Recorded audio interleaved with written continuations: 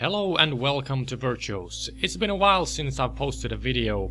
I've been focusing on a video game project I've been on for the past 9 months or so, and I've already been talking to a publisher of it, so things are getting pretty serious in a way. But still, once in a while it's fun to do some crafting, since I also managed to continue our D&D games that were paused because of the corona. So, this time I'll be making a tent for D&D or whatever tabletop game you want to use it for.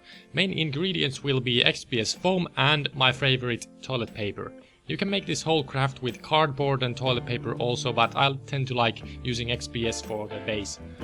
First I sculpted the XPS foam into a tent shape. I also created a bit of an inner part to get some depth into this and simulate basically the flaps of leather or cloth that a tent is made of. For the top part I pressed the XPS foam down to make the tent cloth or leather a bit drooping at parts. This part might be a bit harder with cardboard since it doesn't change shape like XPS does. Next for the toilet paper part. This is a great ingredient for pretty much any texture you want since it's easily shaped when wet and acts like a paste of some kind. I first coated the tent with water diluted glue and then started applying strips of toilet paper on it. Then I coated it again with the glue mix. I applied a couple of layers of toilet paper with the water mixed in every stage, and for the last coat I also added a bit more water to make the toilet paper paste more easily shapeable. I added a couple of bigger areas where the tent cloth is drooping more and maybe folding a bit. This is the part where you can play around to make the texture look like what you want.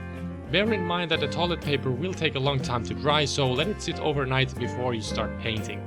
Then, for the painting, I used reddish brown on the bottommost layer first and painted the whole thing all around. A couple of layers of paint will do the trick. Then I waited it to dry out. Then for the dry brushing, again, depending on what you want to achieve, you can skip this step or do whatever you want with it. To make the tent look more aged, a heavy dry brush will do the trick, but for example I dry brushed this a bit too much and it started to look like it's enveloped in spider webs. But the next part fixes it pretty much, the black wash. I used dish soap, water and black acrylics paint and coated the whole piece with it. It diluted a bit of the dry brushing down and made it look more realistic. Finally I added some muddy yellowish brown parts on the drooping parts of the tent and it was ready. Throw down a comment on what you think. I think that the toilet paper is one of the best budget options when creating terrain. You can use it to create water texture, cloth, leather, concrete and pretty much whatever, since with a bit of water it turns into a paste that you can easily shape with a paint brush or another tool. I hope to see you next time. Bye!